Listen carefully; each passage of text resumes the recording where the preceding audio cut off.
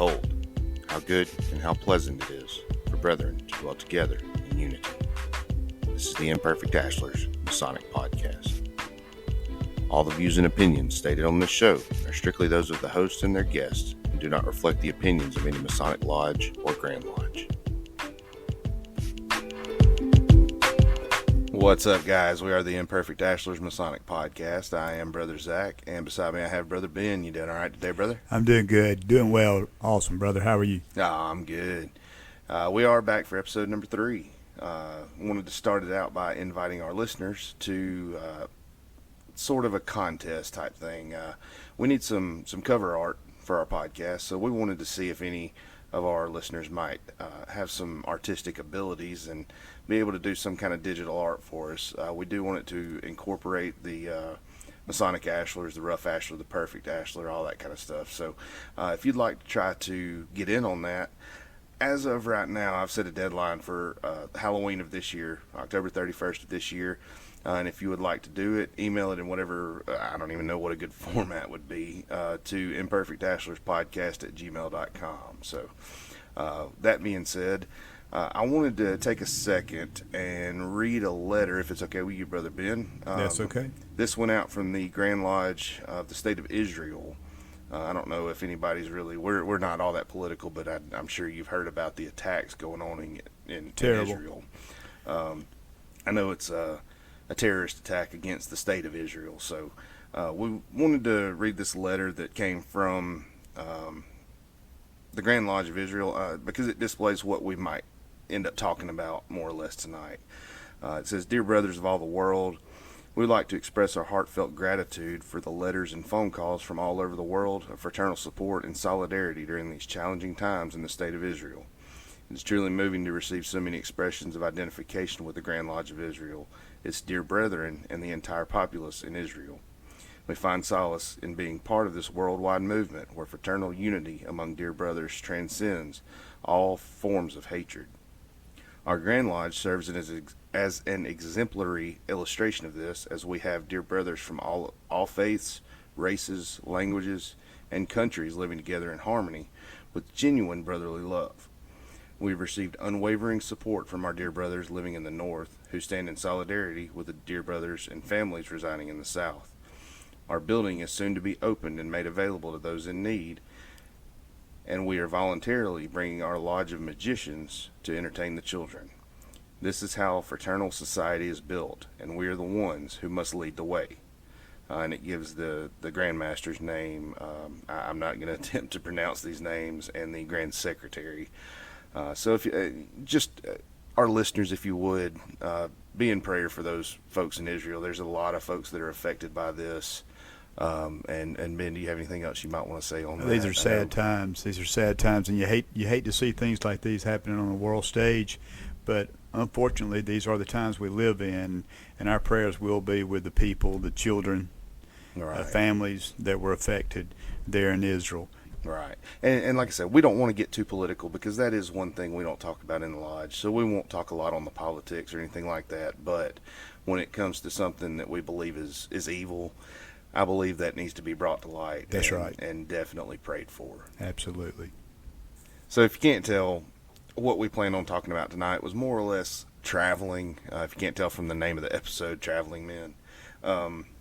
And to me, traveling is where you get, I've heard a million times, you'll get out of Masonry what you put into Masonry. And I would agree with that. Maybe even more. Especially now, I took a trip to Tennessee this weekend to visit some family, and I called ahead to go to Lodge, called their secretary, and asked them if they would have anything going on, and they actually called a meeting for me to witness them do an entered apprentice degree. So I get up there, we're in the Great Smoky Mountains. I'm staying in a little town called Dandridge, Tennessee, and the lodge I went to was a few minutes away. It's called Morristown Lodge. It's number 231. Sorry if y'all are listening. But it's in the city of Morristown, Tennessee. And just the fellowship, the brotherhood there, to me, it is what we have or better. If I'm, I'm not trying to put my lodge down by any means, but they, just like we do here at Benham Jacobs in Pell City, we get together and we eat fellowship before the meeting, and then as soon as 7 o'clock hits, the gavel raps and it's time to start. So they were bringing this new man into masonry, and I got to watch every bit of it. They take him into the we would call the ante room. They ask him some questions before going in, make sure he's who he says he is, that he's telling the truth and everything, and then go out to actually witness the degree. Now, degree-wise, the basis is exactly the same, pretty much. I mean, you get the same thing out of it, history-wise, masonry-wise, but the degree itself was a whole nother ball game. It was, I explained it to Brother Ben a little bit earlier, it was completely different from what we do down here in Alabama. And that just blows my mind, knowing that just across the state One line, state away. yeah, that they're doing the ritual almost, I won't say almost completely different. It's, like I said, exactly the same in what you get out of it. But the floor work, the verbiage, all that kind of stuff is very different from how we do it here.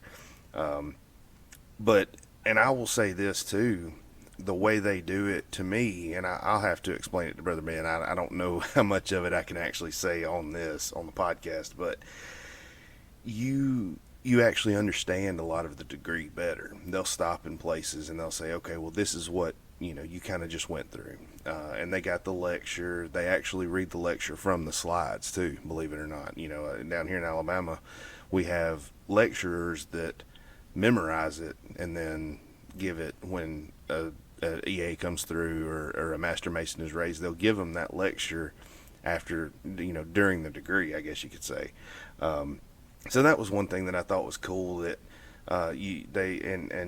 you understand kind of what you went through a little bit better at the time. I mean, as soon as you're done with the degree. And we went through the degree, and then one of the things I thought was really cool was, being that I'm only a state away, our charge is in our monitor. The charge that you get as a Mason, what they charge you to be, is in the monitor. And I let them read it, and it was very similar to what theirs is. So they actually let me get up and give the new brother his charge. They let me charge him with what it is to be a Mason. So I thought that was pretty cool. That was cool.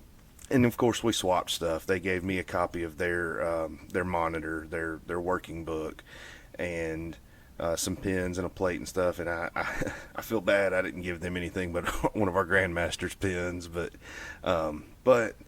it's definitely a lodge I'll be back to, and it's a beautiful lodge too. It's extremely. Was it an older lodge or newer lodge? I didn't read the history book, to be honest with you, but it looks very modern. But there again, I mean, you don't really know, in some places. So I don't know if there is somebody from Morristown listening. If comment or shoot me an email or a text or whatever. Brother Curtis up there has my phone number. So that might be something we could add in later on, and just say, it's an apology. We got to backtrack a little bit. But I say all that to say this, and I think, Brother Ben, you can agree with me 100% on this. Travel. If you are an EA, a fellow craft, a Master Mason, travel when you can. Because to me, like we've talked about before, fellowship is one of those big things that you just... you get it as it's a treasure. It is. You get to meet all these guys that are going through pretty much the same thing you're going through. They have the same morals that you have, and even before going, I was talking to Brother Curtis through text, and I asked him what kind of meal they were having. He said, well, we'll probably have some sandwich meat or something, just a little snack or whatever. He said, but if you're not full, I'll take you and your kids and whoever you bring with you, and I'll buy you dinner. That's no problem. And of course, I just, no, you don't have to do that. We'll be fine. I'll have money. If you want to go out to eat, that's great. But just these guys that want to take care of you when you come see them, and I love that.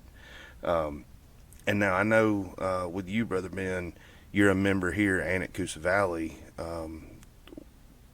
Tell us maybe what some of the differences, similarities. I know being in the same state, the ritual and everything is going to probably be pretty close to the same, but just with the brotherhood, stuff like that, what you find different, similar, and then we'll also talk about the local Observant Lodge Revival, number 935, that has just popped up. They're actually still under dispensation from the Grand Lodge right now, because I know you've been there a few times as well too. Brother Zach, one of the things that I'd like to touch on is also about traveling is we have a member at our lodge. He's also a dual member over at Georgia, at one of the lodges in Georgia, and I'm not sure exactly the number of the lodge, but I'd love to see some Georgia work. I've heard a lot of good yeah, things. and he's our Tyler, but he's like the work is so different. It's similar, but it's different. I'm sure you Right. ran into that in Tennessee, but if I had to say any differences between our lodges other than the actual members, maybe the age of the building. Yeah. I'm just joking there, but I would say that as far as all the ritual, everything is pretty much Pretty much spot on. Yeah. Maybe the way that we go through some of the the minutes and stuff like that might be a little bit different. Yeah. And it seems that that here at Ben M. Jacobs we have a tendency to do more work on the degrees, Right. Ritual practice. ritual type. practice, after we get through all the The boring stuff. well, not boring stuff. We we need the prayers. Yeah. We need to go good of the order and prayers and all that stuff, and we need to know what's going on business wise. But yeah, we a lot of times we'll just it seems like here we'll get through that a little bit faster, and we get on to work. I know we haven't been doing that as of late, but hopefully we'll get back on that. I know last year we were doing a lot of that, and I really enjoyed that. And a lot of that comes back to the membership, people attending, and especially right now, being it's October. I mean, you got a lot of folks that are playing football and baseball, and I know the Braves, if they lose tonight, they're not going advancing to the next. It'll be I believe the Phillies will win the NLCS. So You got me on that. Yeah, you can. I'm not much on that now. So, and now, have you ever been out of state, anything like that? No, me and my wife, we do a lot of traveling, and when we were in Alaska this past year, and That's a family trip, I though, wanted so. to go. I wanted to go to Lodge, but I was apprehensive about leaving my wife alone in Alaska. And I just, I saw the Lodge, everything, Yeah. rode by it, and I was like, God, I want to go so bad, but I just A lot of wildlife. yeah. So That's I didn't want to leave her alone in Alaska. And I didn't think about that. We went through Cades Cove, and the kids saw a black bear for the first time, and of course freaked out. All the windows were up, doors were locked, but they still freaked out. But that could have been something we could have run into out there. And That's right. I mean, but I can understand that. But no, I would say that our lodges are very similar. We have about the same breakdown as far as older gentlemen to younger gentlemen. Right. Age range. Kinda. Age groups are about the same. The attendance is about the same. Maybe Ben.M. Jacobs has 3 or 4 more guys that are here or men that are here on a given night. We do here at this lodge. It seems like we maybe get together with the breakfast Right, doing some the outside. breakfast. Yeah, doing the breakfast and a little more fellowship maybe. But that being said, I love both of my lodges. No, that and I've been to your lodge down at Coosa Valley before, and I love it down there. Oh Great yeah, that's guys, awesome always job, fun. Now- awesome lodge, and awesome men. One thing I want to touch on too that I haven't brought up yet, that could be a similarity I know between our lodge and Coosa Valley. It's a big difference right now is like charity type stuff. I know y'all sponsor a bass team and That's stuff right. like that. Do y'all have more of that down there? I know with our lodge we have renters that actually rent out part of the building, so we don't have to do a lot of that to supply, to take care of ourselves. So Pretty much that's about it as far as the charity side of it that we've got going right now. We've looked at some ways that we could generate other sources of revenue for charity, but so far that's just the bass tournament right now, and that's going to help these college students that are on the college circuit And right now, our lodge sponsors the Central Alabama Community College fishing team, and very proud of that. Brother Michael McLean, he's kind of the coach of those guys and over that thing. And then brother Milton is he's tied into that a lot. So we're starting to get ready to put flyers out. This thing's coming up in November, and I hopefully will be putting some flyers on some of the boat launches. Vehicles around boat launches here in the Pell City area. So, yeah, if you need some help, let me know. I'm absolutely. Sure the lodge I always Ben need Jacobs help. Happy to help out. So that kind of leads us into another question that I thought would be a good one for people maybe that don't know so much about masonry or that are interested in masonry, and that would be one, the similarities in the lodge. A lot of it, even across state lines. You're talking about going back into King Solomon's time, the temple and things of that nature, where the degrees come from, things like that. All of that's going to be very similar. The charities, the philanthropy, stuff like that's going to be very similar. I did realize going to Tennessee, the way they do things up there is a little bit different from down here in that I believe their lodges are a little more spread out. And I say that Morristown meets one night a month for their scheduled meeting, for their stated meeting. And from the research I did, that is most of the lodges around there. Same with chapter council and all that. And I don't That's know not enough lodge. And that, I agree 100%. We're used to meeting every week. I like the every week meetings. But now that they did tell me that they meet every week in practice. But there you go. They're doing work. And two, with meeting one time a week, who's to say you're not going to go to this other lodge that meets the next week or this other lodge? So in a way, that in turn allows you to travel. What you were talking about earlier. And that's where you get to meet all these other folks and stuff like that. So I mean, differences, similarities in lodge. And thinking about this now, I'll tell you one of the differences we have is one of our members at our lodge is a lecturer for the district, district lecturer. So it's hard to fumble or mess up anything in the verbiage without him raising an eyebrow or right. and that's good. We need that, Agreed. to keep things. Here at Ben M. Jacobs, we have Brother Pat, and just the old guys with a lot of knowledge. The guys with a lot of knowledge, and I look up to these guys, and that's one of the things is we do have that bit of expertise, if I may say. Yeah. In our lodge. Yeah, I agree. And that's good to have. I mean, I have been to some lodges before around here.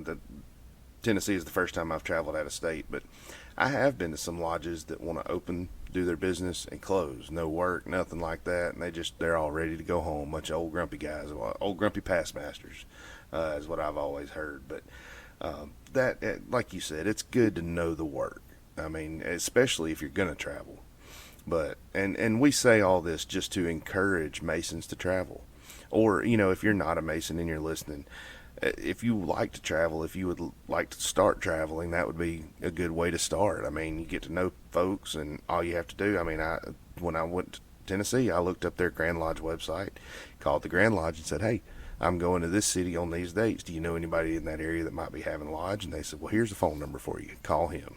And it's funny. My daughter, they live over in other side of Hueytown, and directly across the driveway from her house, there's a Masonic lodge. Yeah. And every time we go over there, whether it's for a birthday party or for visiting or whatever, I see that lodge, and I'm like, I'm going to visit that lodge. Yeah. But I think they meet on Tuesday nights, and that's kind of an inconvenient night for me. But I agree, we need to get out and visit these lodges, especially lodges of brothers that we have that visit our lodge, like Brother Jay, that they need help with the degree work. And we actually have is it conference or? A conference where you exemplify the work. Yes, going tonight. And but because of my station here, I'm kind of reluctant to go to that because I feel I have an obligation here to fulfill my seat. And that's understandable, and I can agree with that. I mean, sometimes there is something, even Masonic, that just it interferes. And if I need Yes. work, I just pull you to the side and say, hey, I need this work. But yeah, we have enough guys in here. If we want to make sure something's right, we can pull them aside, even after lodge. Just, hey, help me work on this real quick. And that's like you mentioned, Brother Jay. We'll be going. Some of our guys, I know I will. Hopefully, some of our guys from Ben Jacobs will be going up to Morris, Alabama, to be help out with a degree. And of course, there's not anybody up that way that really knows the stair lecture, so I get to do the stair lecture. That's all. That's great. That's great. And I'm excited about it. So another quick thing, and I don't think it'll take a whole lot of time, that I have thought about to let entered apprentice masons and fellow craft masons, or non-masons, the same, know is kind of what happens after you get your third degree. And some of the things I've thought about, of course, learning the work, the ritual work, so you can participate, take over for some of these guys that are getting older and just aren't able to do the work, or for whatever, if they've got medical reasons or whatever, they still attend, but they can't do the work. They know the work, they just can't do it. So is there anything you might want to touch on that? I think it's crucial for us as standing lodges to get these young guys in and get them to go in through the stations, because any given lodge that I've been to is about 3 or 4 members away from going dark. Yeah, I understand. And I can agree with that. And that was actually something that I put next, was learning the officers' places and stations. I mean, I learned I could open and close a lodge here in Alabama, no problem. I mean, it's simple to an extent, but in the end, it's if you sit there and listen, it's not that hard to do. And we've got people that come in and say, I don't want a station. I just want to sit on the sidelines. And Right.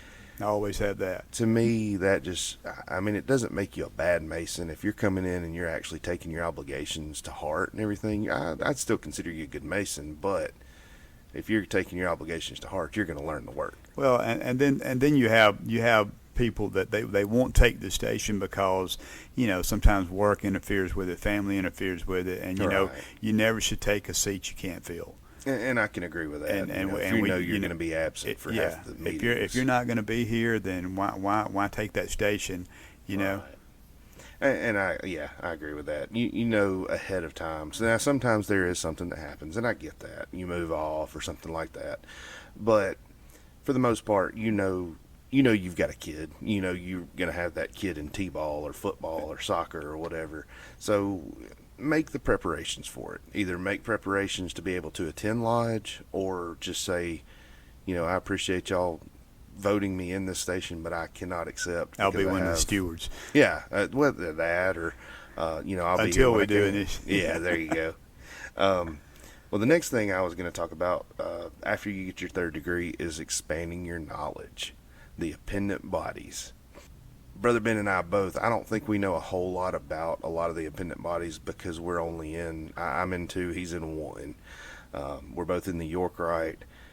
We do have the chapter council and commandery that we're both a part of, and I'm a member of the Shriners, and I hate to say this because it makes me sound like a bad Mason, but I've only attended 2 Shriner meetings. The first was when I got initiated, and the second was the installation of officers, and I just haven't been around that much. And we're about to be in another appendant body. That's the Scottish Rite. Yep. December the 9th. December the 9th, we will be Looking going forward through the to it. I Valley talked to Burn. Brother Andy the other day, and I'm looking forward to that. To me, it you get more out of it. Now, I will say, I joined the Yorkright a little bit young because I had just come back from being suspended for 4 years, so I was still kind of relearning the work in Blue Lodge. And the Yorkright, and I believe the Scottish Rite too, from what I've heard about it, just expands on what we do in Blue Lodge. A lot of the legends and stuff like that, the ritual that we have, it expands on that, and you gain More knowledge. more wisdom. knowledge. Yeah, exactly. And it takes you further. A lot of it, masonry goes back to the building of Solomon's Temple, and there's timelines of when everything occurred and things like that. And some of it's before the building of the temple, some of it's after, some of it's during. So you kind of see it opens up more of like a play type thing, I guess you could say, more of a theatrical sense to it. If Are you saying we're a bunch of actors in here? Exactly. But brings me to Brother Scott. Think yeah, about Brother Scott always. but that's, I mean, to me, that's one of the big things. I mean, I know you've got the York Rite, the Shrine, and the Shrine's very similar. They are very I don't know if it's a word or not, philanthropic. They do a lot of charity with the Shriners hospitals, things like that. And that's really what attracted me. One of the things that attracted me to Masonry, the charity of it. Yeah, the charity side of that. And I agree. Go ahead. Just trying to help. Yeah. Just trying to be a help to the communities, trying to be a help to people. Right. And I think what we do in Blue Lodge and possibly in the Shrine too, like I said, I haven't been around them that much, and that's due to a family obligation. I'm obligated to my family first, and Lodge second. Now, Lodge nights, I won't miss a Lodge night unless I just have something major going on or somebody's sick or something like that in my family. But that being said, the York Rite I haven't attended as much as I'd like to. The Shrine I haven't attended as much as I'd like to. And I'm hoping that maybe that can change here soon, that I'm kind of getting a little more comfortable in my situation at home. So hopefully I will be able to start coming around and doing more of that. And I'm very excited about this Scottish Rite reunion that we're having in December too. Oh, I'm very I excited. can't wait. Very excited. Can't wait. And now we also have the Grotto. I don't know a whole lot about the Grotto. I do not. Mopar on their fez is right. Mystic. I don't even know, Mystic I Order. I have been Prophets. asked to petition that, but I have not done that. The same thing you're saying. It's just obligations with work, obligations with more than that, even family and church. Right. And it's just sometimes it's just hard to squeeze all this in life, Right, exactly. I mean, I'm right there with you. I've got two young kids. For everybody that's listening that doesn't know me, I am going through a divorce right now. I'm a father of two kids, 6 and 4 years old. So precious kids. Well, I appreciate that. They're little hellions to me. But I think all parents say it that way. That's my first obligation, is making sure they're taken care of, and I think the Brothers of the Lodge would say the same thing. It's family. Well, it's God first, and then family, and then Lodge. It seems like sometimes it's easy to get too many pokers in the fire. You're right. And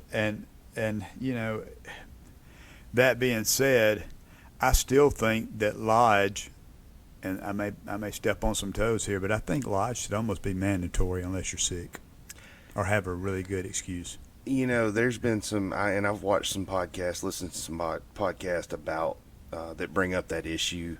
What if we were under a physical contractual obligation to be here? And I'm on the fence about it, because I could see it being a good thing, but at the same time, I think it would drive away a lot of what we do have. People that can't attend all the time. But like the Observant Lodge you've been to, Revival 935 out of Birmingham, they're a mandatory lodge. You have to be there on the meeting nights. If you're not there, you have to have a good excuse, and you have to get in touch with the secretary. And they meet, once a month? I think it's the secretary. Is it once a month they meet? So, and that's, if you're meeting once a month, I think that's a little more doable, making it mandatory. But at the same time, if it was 4 times a week, in addition to your home lodge and Shriners and York Rite and everything else, it gets overwhelming. Yeah, and two, we're paying to be members here, so I mean, to each their own, I guess you could say. But at the same time, if you are paying to be a member of a lodge, be a member of the lodge. It's kind of like being a member of a weight room and never going in. Why do you have the membership? Exactly. That good old New Year's resolution, new year, new me.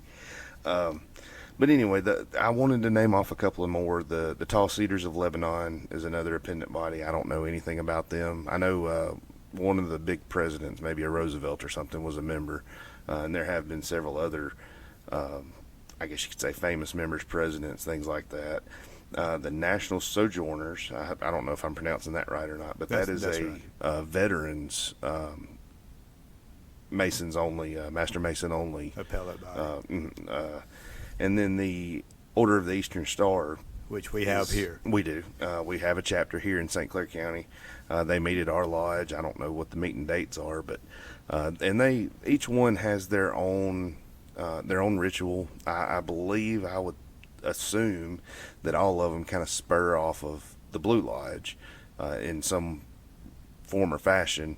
And Eastern Star also is the one that females can join, wives, daughters, things like that. And we are blessed to have them here. And we are, yes. Because, boy, those ladies can cook. Yes, I agree. Every time we do usually a Master Mason degree, or sometimes on the breakfast too, they'll assist. They'll make some type of Thanksgiving lunch, dinner. That's a great idea, actually. They really do it up. They bless us very much, and huge shout out to them for not only helping us but allowing their husbands and fathers, whatever they are, do this. It's might just be a couple hours a week, but that's still time away from them that they could be spending at home with their family. So I see both sides of it, but we do truly appreciate them and appreciate all the appendant bodies, for what they do. Each one in their own right has some sort of charity or significance to Masonry in its own way. So I know you've been to the Observant Lodge, and that's something else that I want to delve into more in another episode as well too, what Observant Masonry is. But I'm sure you can directly go into Revival Lodge as initiated as an entered apprentice at Revival Lodge, but that's something that hasn't been around here much. I wouldn't call it an appendant body, but it is something that we can add on to something you can do as a Master Mason. Now, you've been there before, right? I have. I've visited twice. Tell us, going back to kind of the similarities and differences, what was that like compared to sitting at just a lodge night at Ben Jacobs? Night and day. Really? Absolutely. You talking about the black tie versus well, first of all, no tie. there's a sense of formality there that we don't have in our lodges. It seems like in our Blue Lodges, as far as what I've experienced with Coosa Valley or here at Ben Jacobs, there's a sense of formality, both in the way people conduct themselves, right, and it's more the of dress. A perfection type. Yeah, and the dress, which you and I have talked about this about the dress code, and God forbid we go to stepping on any toes there, but but I love the tuxedo, visiting brethren, right, which is what I was. Wear a dark suit, tie, dark suit, nice shoes, you're dressed and up. That's something strictly for like observant lodges. From what I understand, and I may be wrong about this, so don't take me on my word on it, but they kind of go back to that old English style. The old English style, with the festive which we board like. And stuff like that. And I'm right there with you. I agree. I like that. I like formality. The tuxedos and the bow ties, I like it. And the dress is obviously different. I noticed there, it seems to be that during lodge and going through all the stations, it seems like the verbiage is a lot more sharp. I can say that more of the perfection type. Yeah, more perfection, thing. And the lines, if I can say that. Can I say that? Talking about like the working lines. The working lines. Yeah. The working lines are just a lot more sharp. Military. Yeah, looking. it's just beautiful to watch. It's such a beautiful thing, and before the lodge, of course, you go in and it just seems like there's more contemplation, kind of that reflection. Yeah. Everybody and people aren't necessarily solemn, but you can see that people are in deep thought. Right. And nobody's just looking all around the room, or nobody's cutting up or anything. Everybody's pretty much just focusing on what the upcoming lodge. Right. Okay. I've kind of been through that with the Templar, the commandery degrees. We had our time of reflection and everything, and to me, it's almost what's the word I'm looking for? A sense of awe-inspiring kind of, just a dark room, and you're just there by yourself, sitting there in your own thoughts. Like, where do I go with this? What am I about to experience? Can go a lot of places with that, right? Yeah. Oh, yeah. But that just, but it's good to slow the mind down like right. that, and sometimes we get so caught up in the rat race of life and traffic and I-20, and sit down you know, in silence for a hustle few and minutes. bustle of going to and from work and going to church and running and getting kids and all these things that we do. Sometimes it's just good to slow down Right, and exactly. just And not that's one not thing think about a whole lot except what's going on in the moment. Right. Yep. And that's what I like that, and I know a lot of older lodges, things like that, have like use incense and stuff like that to kind of set the mood, if you will. Music. I'm going to the start lighting. smudging our lodge Yeah. with sage before. No, I oh boy. love the smell of sage. Yeah. That is a-okay with me. You'll have to talk to some of these older Oh guys. man, though, I'm about sure that doing would ruffle some feathers. Now I spray it down with Odo Ban and Febreze in here, but no, I agree. I mean, you have that. It's almost solemn, just that quiet. It is. Reflection It is. time. It is. It is very solemn, and I like that, and it's a very neat thing. Like I said, I've only visited there twice, and if I go a third time, I'm scared I'll sign a petition, and that'll be one more poker in the fire. And, Yep. and I have so many other duties and obligations that I hate to Add anything else. add to the anything plate. to it or take away from the ones that I already have. Right.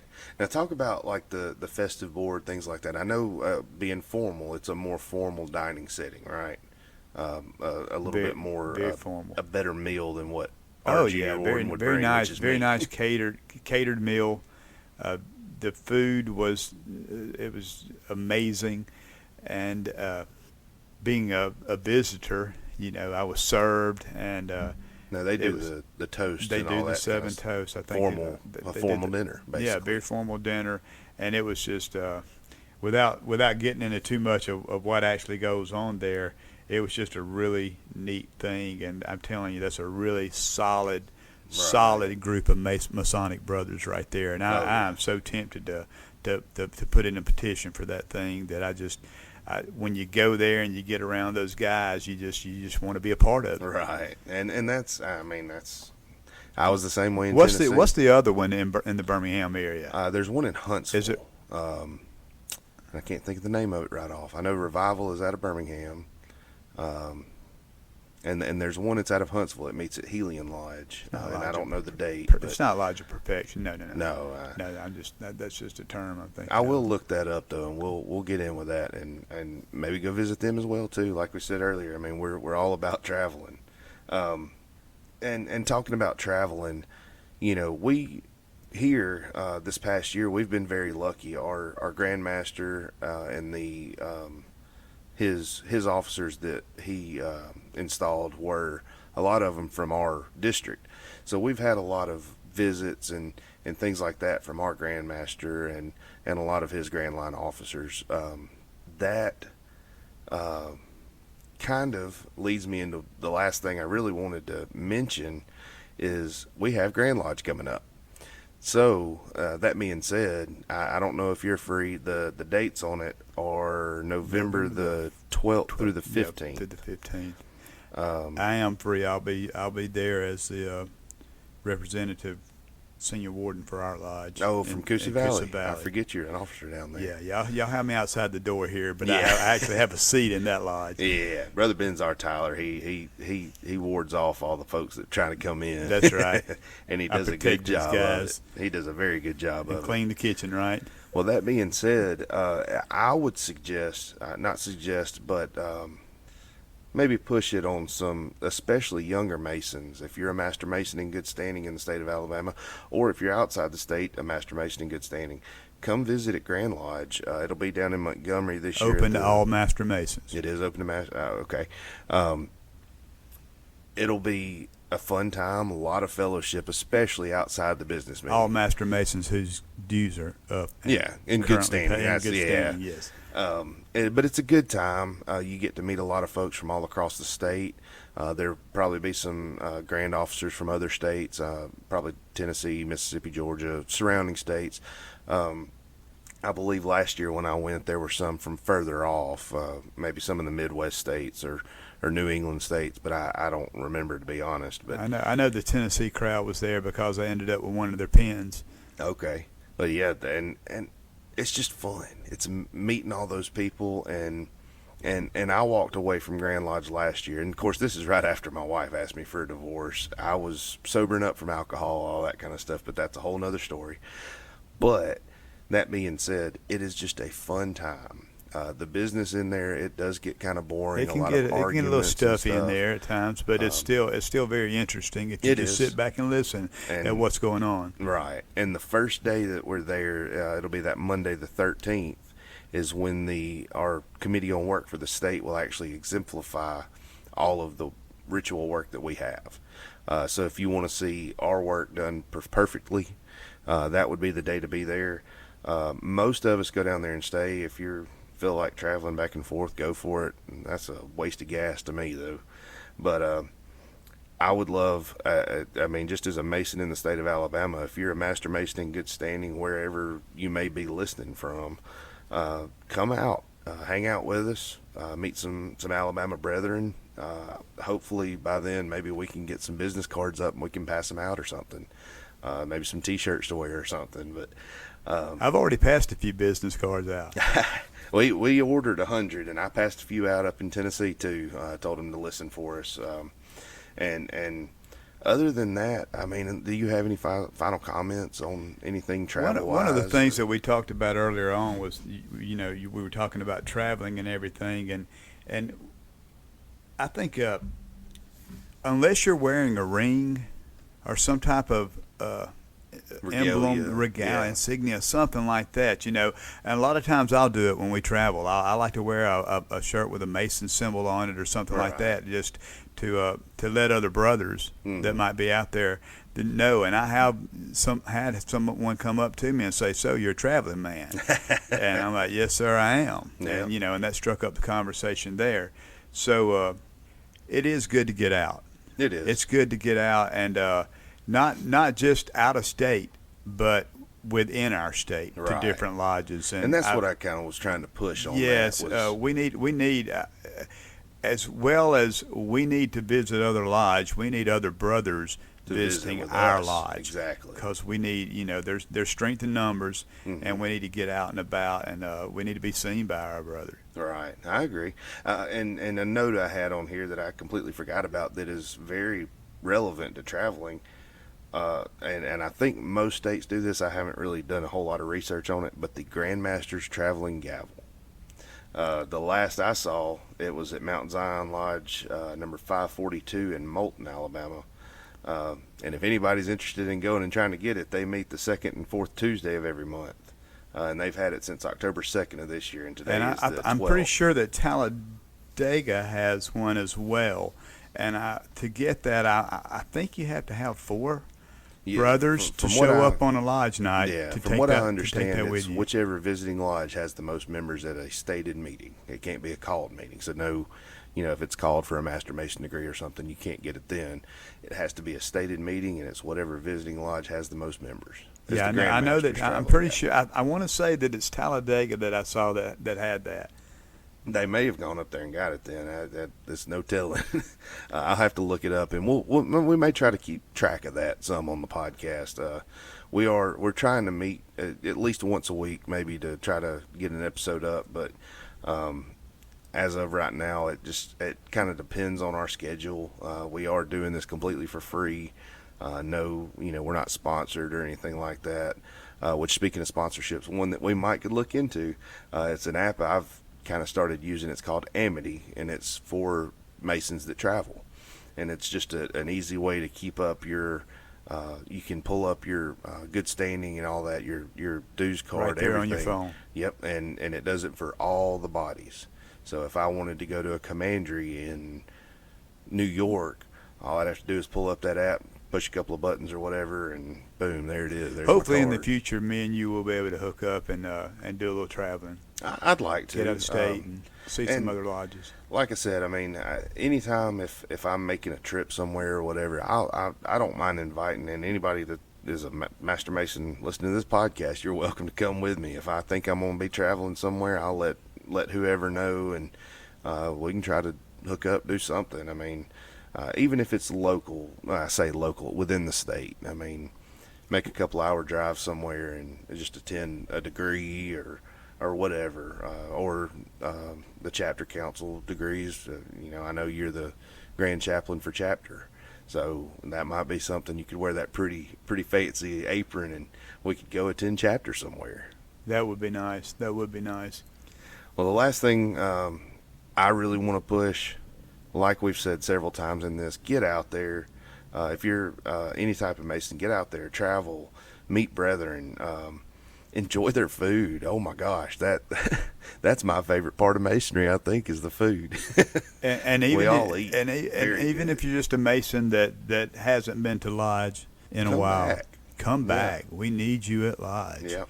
We're looking for you. And for the young man that's sitting there and wondering whether or not he wants to be part of this, give it a try, just like we did. Give it a try. I had a guy that one of the places that I do business, he saw me about 2 months ago, and I had that "To Be One, Ask One" bumper sticker, and I actually got it here at Lodge on the back of my truck, and he was like, what is that? And I explained to him, I explained to him that I was a Mason, and then I went back today to pick up some materials from this place, and it kind of broke my heart. He came up to me and he was like, so tell me a little bit more about Freemasonry and everything. And I said, well, I asked him, he said, I'll just tell you straight up, I don't pray. And I asked him, I said, do you believe in God? And he said, I don't believe in God. No, and right there, my heart kind of sunk. I was like, well, that's one of the requirements in the state of Alabama, I think over the country, right? Yeah. Oh, it's everywhere. Everywhere. One in the supreme world. being. Yeah, you have to have a belief in deity. Monotheistic. And but if you're out there and you haven't been to Lodge in a while, or if you're contemplating maybe seeking out a brother or petitioning a lodge for membership, we urge you, and we just do it. We just come on, and once you're here, we'll applaud you. Yeah.